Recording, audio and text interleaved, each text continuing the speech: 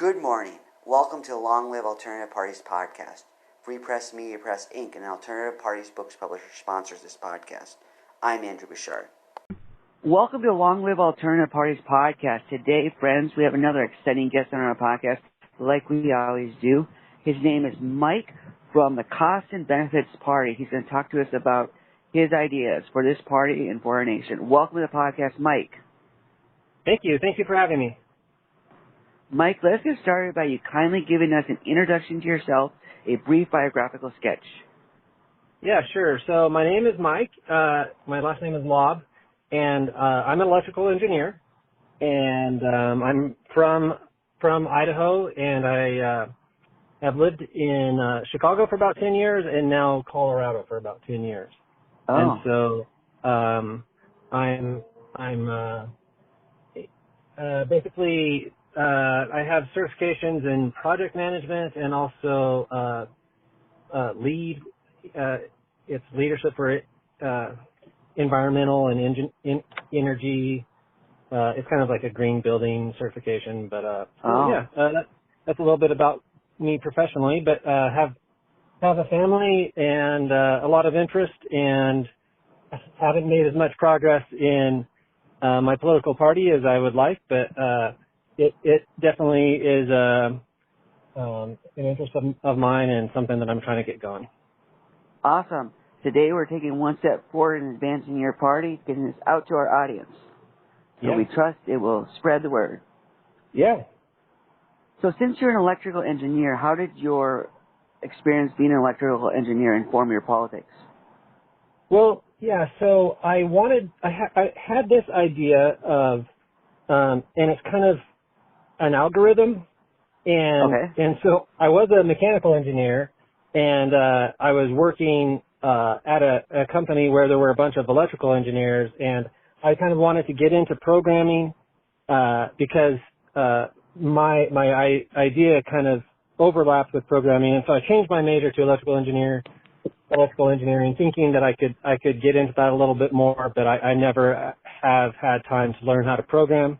With ChatGPT, it's kind of now a golden age for people who want to break into programming, and so I'm hoping that I can make some progress now with my idea and where I want to go with the politics. Okay, so it sounds like your background is a direct link to what you're trying to do with politics. Well, yeah, I thought it would be. I was hoping it would be. I haven't really got into much programming. Okay. But yeah, I changed my major from mechanical over to electrical, 23 years ago, and I've kind of been in the construction industry and didn't really get into programming as much as I thought I would. When I was working in college, I was working as a mechanical engineer, but I was working with a bunch of electrical engineers that were also doing programming, and how careers and your idea of how they're going to turn out versus how they really turn out sometimes doesn't work out. Yeah, that's definitely the case. I've heard a lot of people who've been in that predicament. Yeah. So how did you get involved in this cost and benefits party? You're the starter of it, right? Correct. So how did you come to found it? Yeah, so basically, I have an interest, and it started off with an algorithm. Okay. And I was working at McDonald's at the time at their headquarters, and you can kind of talk to the people that I worked with. This was kind of a nerdy idea that I had, and it was back before Google came out. And it's kind of an algorithm that I got all excited about Google because they're kind of doing what I wanted. And so basically, I want to start an evidence-based political party, and I have, I believe, an objective criteria. It's not perfect, but it's a way that we could let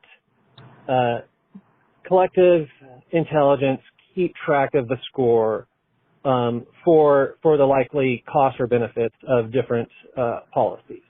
Okay. So basically, I don't know if you know anything about Google's PageRank, but it's made them hundreds of billions of dollars. And it's basically a very simple algorithm where they count links. between web pages. And so they count the number of links to your website as a vote for your website.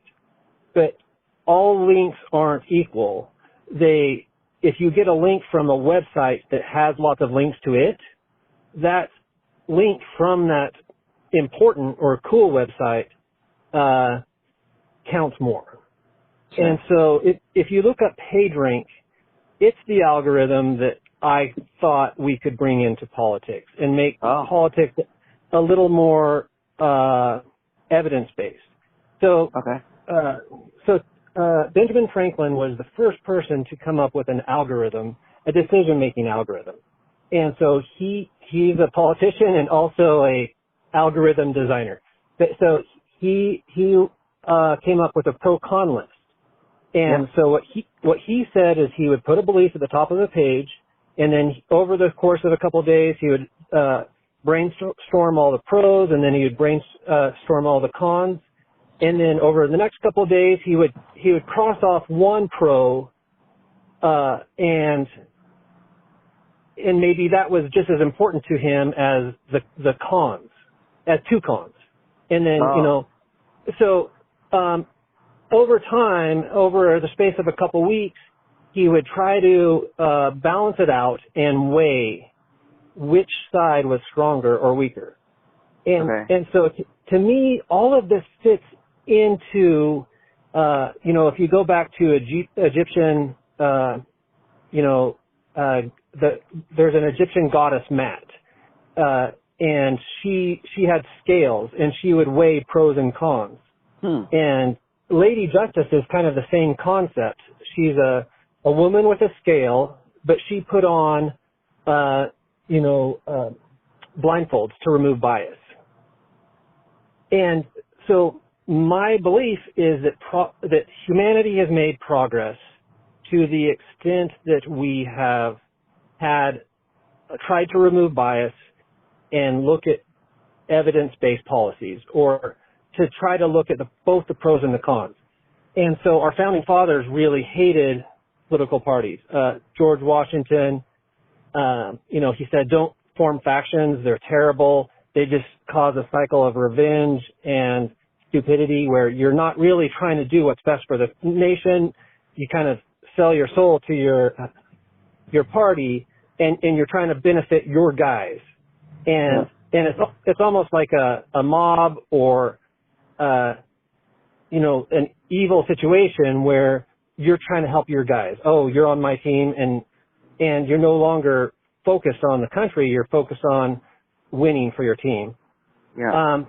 So our founding fathers, both George Washington and John Adams, were very much against political parties, but their anti-political party sentiment kind of turned out to be kind of naive, because you need something organized around.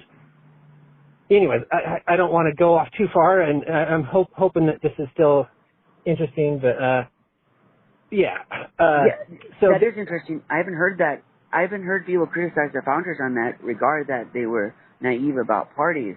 Usually people are saying they were 100% right. So if you want to elaborate on that, that would be great.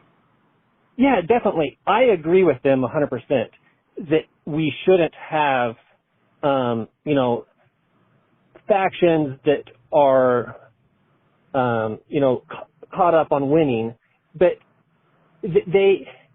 I do think we need parties, but I think we need process parties, not ideological parties. So representation is, we named the Republican Party after a process, and that process is representation. And really that's an algorithm.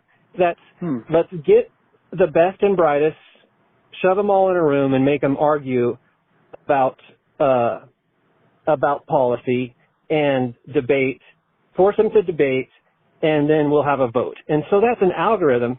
And really all an algorithm is it's a process. It's a simple procedure. And so to me, representation is an algorithm. Or it's a process, if algorithm sounds too nerdy. And I kind of have the same thing, is that democracy is an algorithm or it's a process. It's a rule by the people. And so I think we named our political parties after processes, but then really Republicans became the small government party, and, you know, the Democrats became aligned with policy wishes or philosophy, even though they're named after processes. And so I think we need to go back to a political party that tries to find processes that promote reason. And I think that's what our founding fathers did. Is they said, what process promotes reason? Well, let's do separation of state. Separation of power. Let's, you know, have the executive, legislative. So that was a process that they thought would promote reason. Okay. And they said, let's do debate and let's do representation. And so they came up with all of these processes that would promote reason. And that's what I want is I think that I want a political party still. I think that we need political parties, but they shouldn't be dedicated to small government or big government, or they should be dedicated to processes that follow the Enlightenment and attempts to do a cost-benefit analysis. And so that's kind of the origin of my idea. Long-winded, very complex, hard to follow origin of my idea, and that's kind of why I haven't really gained much, progress. I'm not very good at explaining it. No, you're too hard on yourself. It sounds like it sounds very clear and it sounds very intelligible. It sounds like definitely an interesting concept. Yeah. So if we're weighing the benefits and the disadvantages, how does that work with democracy? Because democracy may not necessarily be what's the most advantageous. It's assuming that the voters are 100% going to weigh everything based on rationality, right? Yeah, exactly. Our founding fathers knew that everyone in the country couldn't fit in together to the same room. Yeah. And maybe they didn't even, but that just wasn't a possibility back then. You know, with the internet, it is now, but we all have full-time jobs. And so we can't devote ourselves necessarily to, every single person can't be an expert in every issue. And so when I was in college, I kind of had this idea in the back of my head. And so I took a conflict resolution class because I thought it kind of overlapped with the idea. And I took a formal logic from the philosophy department class. And, they talk about the antecedent and the I can't remember all the terms, but so kind of I have two concepts. One is cost-benefit analysis, and the other is conflict resolution. So there's a real good book written by Fisher, Urey, and Patton called Getting to Yes, and that was one of the assigned reading books from my conflict resolution class. And, this was a book written in the 70s, and these are guys from Harvard that did there's a Harvard school to resolving conflict. And so, when they did the peace accords between Israel and Palestine, they had arbiters and conflict resolution experts trying to help resolve the conflict. And they had algorithms or procedures and processes for resolving conflict. And, some of the procedures and processes is to focus on interest, not position. So what are the interests of the disputing sides? Not, I want this land or I want that land. What are the interests? And so there's a whole process for resolving conflict. And all of these processes kind of fit to me with, pros and cons, cost-benefit analysis. And so I wrote a paper in that class about automating conflict resolution on the internet. And so I think that, you shove all these ideas together and you can make a political party where you try to, basically, the Republicans have their website and the Democrats have their website. And all of the Republicans bring all of the data that supports their conclusion, and they ignore all of the data or evidence that might weaken it. And the Democrats do the same thing, is they bring all of the evidence that might support their policy. And we're all so used to being manipulated, and all of these people trying to sell us and manipulate us and propaganda. And I don't want to sound naive myself, but if you were to just wake up in this world and say, does this make sense? I think you would say no, that you would want a political party that brings all of the pros and cons together and tries to come up with ways of weighing which, for each issue, what seems to be the case. And that's kind of what I'm trying to do. So, all right. Like I said, it's really three main.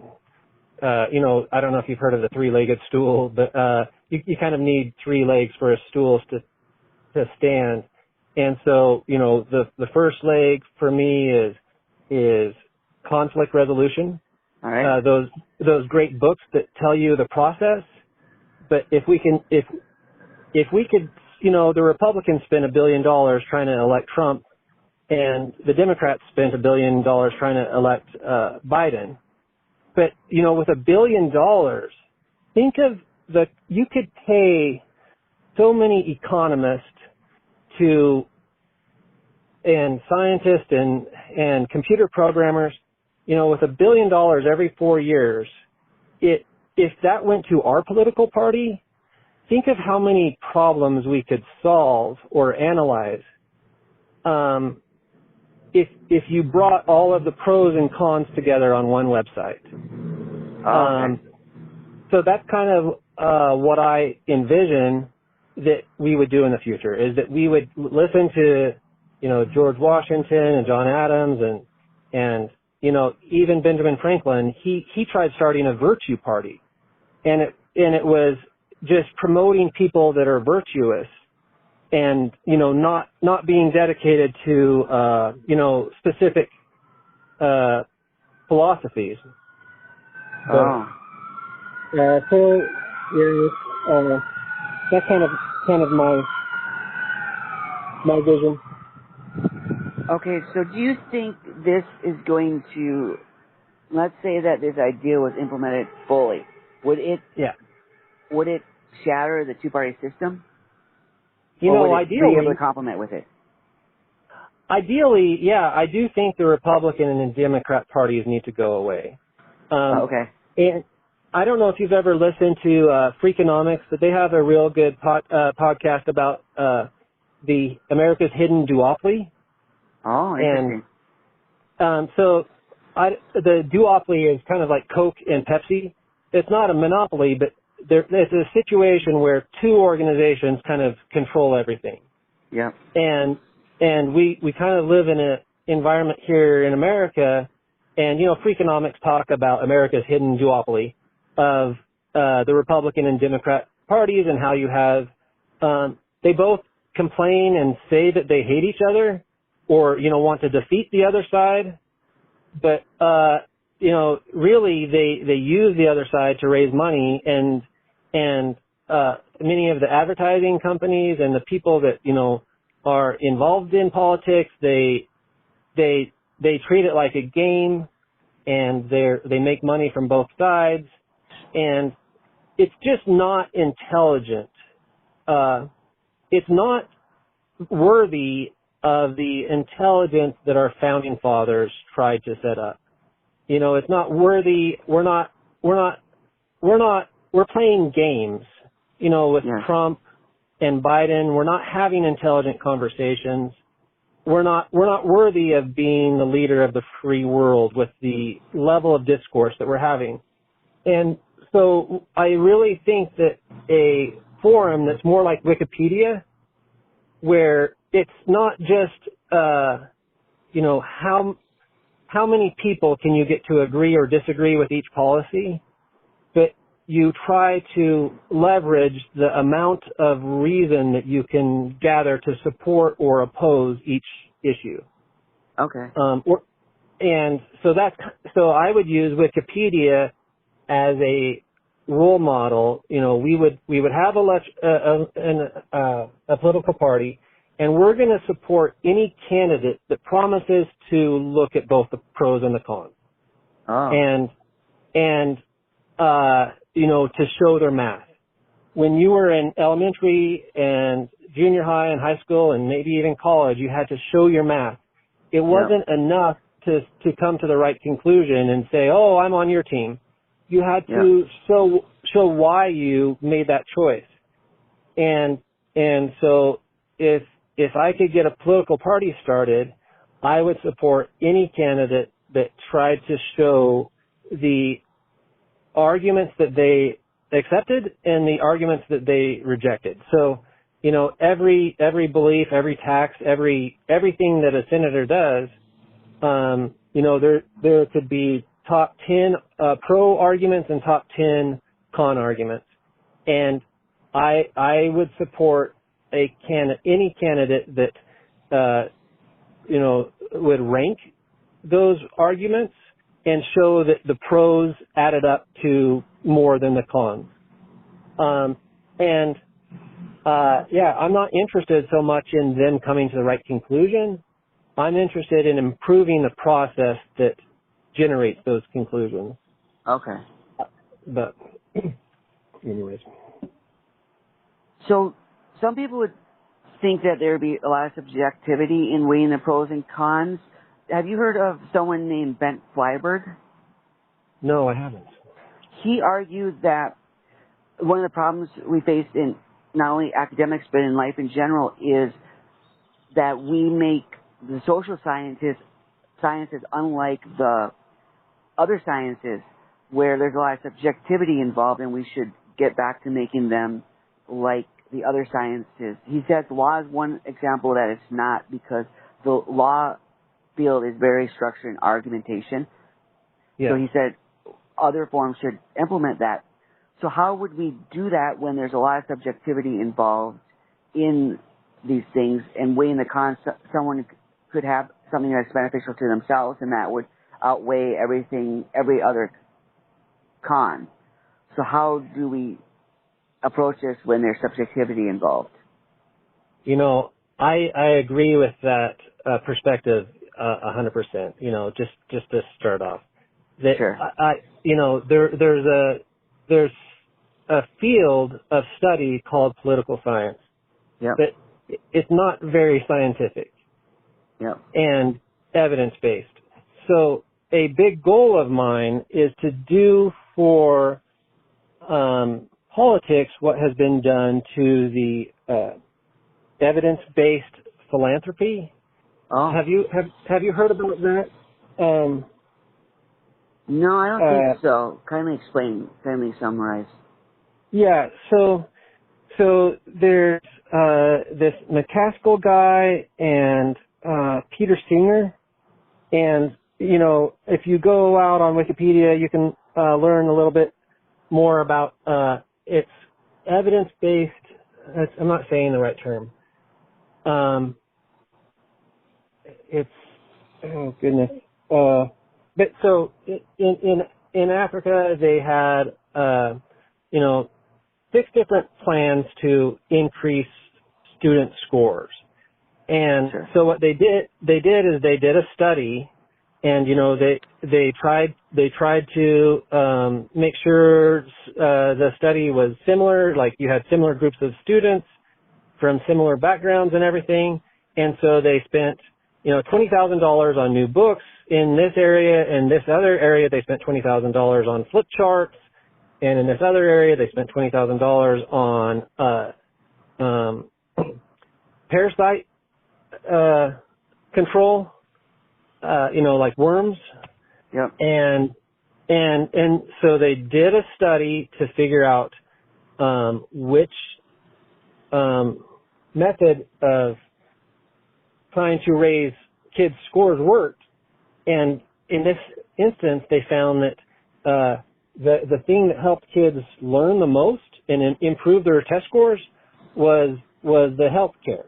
That, deworming, people from poor backgrounds allowed them to pay attention longer in class, and so it was, the bang for buck analysis, trying to improve philanthropy. And so I'm trying to do that for politics. And so you were asking about how do you do that for objective? Yes. The sciences are so much different. Economics is so much different than words and beliefs and conclusions and philosophy. Yep. And that, I agree with you, is the fundamental problem.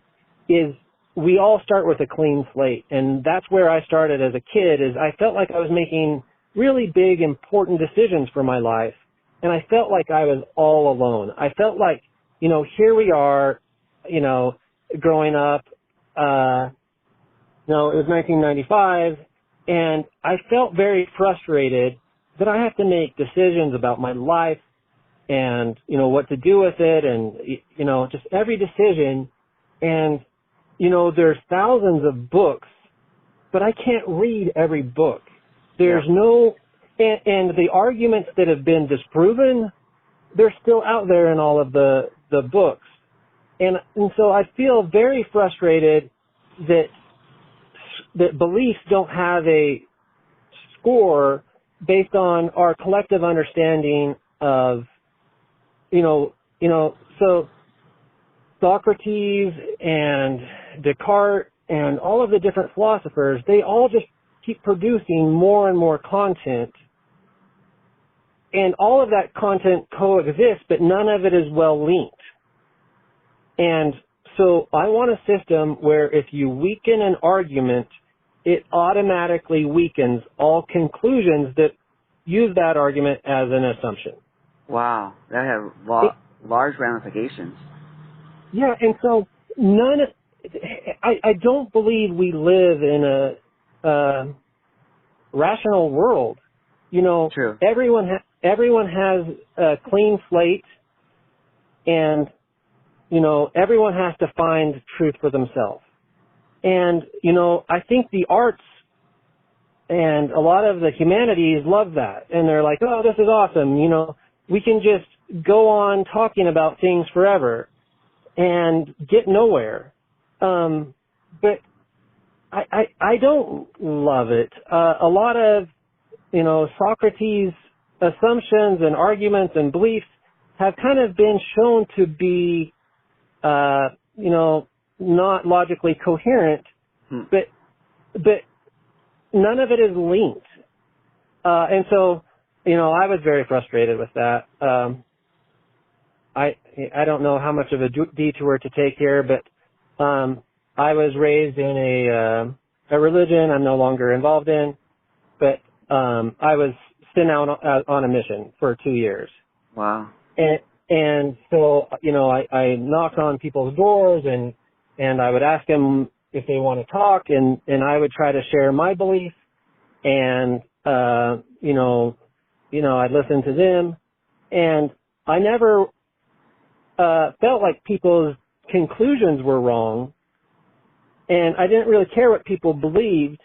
But what really frustrated me was having the same argument over and over and over again, and knowing that my grandparents also went on missions, and their parents, just within my church, they've been doing missions for my parents and grandparents and great grandparents even. And I had a great grandpa that also went to the South, and I just would often think that the conversations that I was having were the exact same conversations that he had. And so we don't do a good job of killing bad ideas. It's and I just don't think we can make progress until we give arguments scores. And everyone hates that so much because they say, how dare you score my belief? But we can't say everything is equal. Until we come up with scores, the flat earth belief is just as valid as any other belief. If everything has to be a continuous conversation where we always start at ground zero, and you just look at all the content being generated on Twitter, none of it is linked. All the content that people put on their Facebook, people maybe don't have Facebook arguments anymore. I don't know. But blogs and all of the content being generated, it's frustrating to me that none of it is linked. So your algorithm is the missing link. Yeah. That's all I want is a system that improves over time. And so I just want to start it. The scores don't mean anything. But, the flat earth belief should have a lower score than some other beliefs. If we were to look at the evidence, I don't care what the scores are, but we need to start generating scores, I believe, if we're going to progress as humans. And especially if we're going to deal effectively with artificial intelligence, I think we need collective intelligence in order to protect us from artificial intelligence. Sure. Because artificial intelligence doesn't show its math. We don't know why it makes decisions. We don't know why it says different things. That's just a matter of fact about how the programming works with artificial intelligence. Is you set it out on a big data set, and it just makes decisions, and you can't trace it. What I want is a traceable system where, I'm sorry, I have to move my car. I just want a traceable system where you see all the pros and you see all the cons, and if you want to see why one argument has a low score, you could trace all of the, if an argument has a low score, you should be able to trace all of the pros and see that they're currently doing better than all of the cons would currently be doing better than the pros. And sure. I don't know how nerdy you want to get, but I would break up all of the pro and con sub-arguments into different categories. So a belief can be true but unimportant, so basically inconsequential. If you spit into the ocean, it does raise the sea level, but it doesn't raise it very much. And so it can be true that spitting in the ocean raises the sea level, but it's not an effective way to raise the seas, if that's your goal. So there's truth and importance, and there's also relevance. So if someone submits a pro and con and says, a pro or a con of, a tax on carbon, and they say the grass is green is a reason to agree. The grass is green is true, but it's not relevant. Sure. So I would have, and then there's two types of truth. There's free from logical fallacy, and there's also verified. So something can have a high truth score because we have verified it through experimentation, and through high quality experimentation, and through high quality experimentation with replication, with multiple replications. Interesting. So something can have a verified truth score. So, let's say communism doesn't work. Pure communism doesn't work. Somewhere in there, Venezuela and Cuba and the Soviet Union and all the other times that like a relatively pure communism has been attempted, needs to show up as a verification score. Okay. And if someone comes up with a communism that does work, that should weaken the belief that communism doesn't work. or if someone can say why those other times weren't pure communism, it should weaken it. Or if they can show, the people who tried it really did have pure motives, or they didn't, or whatever. It's so there's different types of sub-arguments. And so, another example of how it would work is let's say there's a belief that you want to have a carbon tax. Uh-huh. So that's a conclusion. And the belief that in anthropomorphic, or I'm not sure I'm saying that word right, a human caused global warming is caused by humans, that's another belief. And so it should have a score based on its pros and cons. But if humans, CO2 emissions are causing global warming, if we strengthen that belief, it should also strengthen the belief that we should tax or, have a trading system for carbon. Okay. And so there would be a linkage score. And so I would do pro or con arguments. So basically the template would be, if X were true, would it necessarily strengthen Y? And then I would just have pro or con arguments for that linkage. So again, humans are causing global warming would have a score. And if we strengthen that score, that conclusion could also be used as a reason to support other beliefs. Sure. Anyways. Sure. That makes sense. When I was in college... explaining it. I'm sorry? I started explaining it, but it loses all interest because it's very in the weeds, and I don't know. It's exciting to me, and it seems to make sense to me, and I don't know why we don't do it. It seems so obvious. And I think that's part of why no one does it, it seems so obvious. And I think in hindsight, once we built it, people would say, it was obvious. That's not a big deal. It just makes sense. Okay. But I don't know. You were going to say in college you kind of... Yes. Your distinction between verifiable knowledge and logically deduced knowledge is key. I majored in sociology and philosophy. When I was in sociology class, the professor was always telling me that I was coming to the conclusions the wrong way because I would use logic to say something would be the case. She would, in sociology, they want to be like biology and other sciences that have evidence because they say, she always said, you have to look at the data, and the other professors say, you have to look at the data. So even though you may think something would make sense to be in the case in the world, it may not make sense. Ironically, let me give you an example of Ben Shapiro. He's too logical sometimes. For example, I heard him on a video, he's saying businesses would not discriminate against people because there would be less money for them. But people do discriminate. So just because it's logically, it doesn't mean it's going to be happening in the real world. Yeah, no, I had the same exact thing. I was saying, I don't like how things are set up for my wife. She doesn't want to work a full-time job. She wants to work, 30 hours or 20 hours.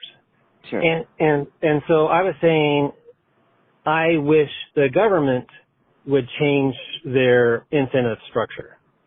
'Cause right now, they make it so if you work more than 20 hours, you have to give someone health care benefits. And so no one wants to employ you for more than 20 hours without making you work 40 or 50 or 55 hours a week. Yeah. But if you took away the necessity for employers to provide health care benefits, my wife could do a job sharing. She wants to work 20 hours a week. And I think that she would be effective more, how you get burnt out during the week and you don't really give it your all and you're burnt out. Yep. I think that my wife could do a job sharing, and she doesn't need health care benefits. I've already got that. But, Okay. what about the divorced people or the single moms who don't have that? And so anyways, I didn't mean to get too far from your story, but I had a friend who's very kind of Ben Shapiro-esque, and he's like, the government shouldn't get involved because you have competition and whatever, by definition, whatever company can figure this out will figure it out. And, so you shouldn't do government involvement because the market will fix this. And so anyways, I only brought up my experience because it seems to go along with yours. Yes. Is they're attacking it from a philosophical standpoint. Yep. The market does solve many problems. And that is true. But that's looking at the world from a philosophical standpoint, not necessarily an evidence-based policy. So one size fits all. They accept that the market fixes problems. And that is true. The market does fix problems, but the market doesn't fix every problem. True. And so that's the problem with Republicans and Democrats. Is there's in psychology, there's something called psychological inertia, or something else inertia, cognitive inertia. Once you accept one Republican belief, it's easy to accept a second Republican belief. And then once you've accepted 10, it's very easy to accept the 11th. And so your inertia, your momentum, your motion is moving to the right. And if you do that, it's just much easier. Picture a ball on the top of a hill.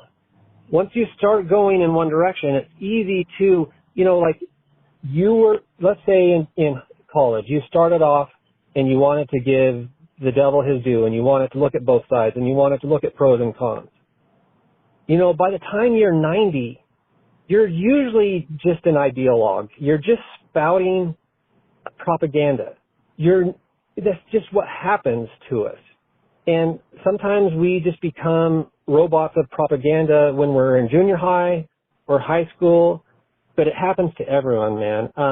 I left a religion that I thought I was confident was true. And, I've had a bunch of things where I was confident. And, the scientific movement, the evidence-based policy, the evidence-based philanthropy, the scientific movement, the Enlightenment tells you to doubt your beliefs. Not to doubt your doubts, but to doubt your beliefs. Because, these echo chambers we get in, the cognitive inertia and the confirmation bias. Have you heard very much or thought very much about confirmation bias? Sure. Yeah. I mean, it's a very basic concept, but everyone thinks that everyone else does it. And so we just need a political party that finds some method. And, I think the first step is to count pros and cons, but you can get more and more sophisticated. But I think that any political party that doubted themselves and doubted their preconceived notions, even if you only had $100 and you were just counting pros and cons on a piece of paper, you could do better than the Republican or Democratic parties. But wow, if you had, $1 million to put into a website that tried to automate cost-benefit analysis and to automate conflict resolution, that tried to look at these different approaches to evidence-based policy, if you had $1 million, I think that it would just be amazing. Yes, be great to try. And, once I get my life all figured out, maybe I'll run for office. There's a guy in Boulder, Colorado, and he developed an app, and he said he was just going to vote however the citizens of Boulder told him to. So he was going to put so I think it was for city council or something, and he was just going to put all of his vote to the app, to direct democracy. And I don't like that because we're all busy. We all have full-time jobs, and I think that we're all just, we are all caught in information bubbles.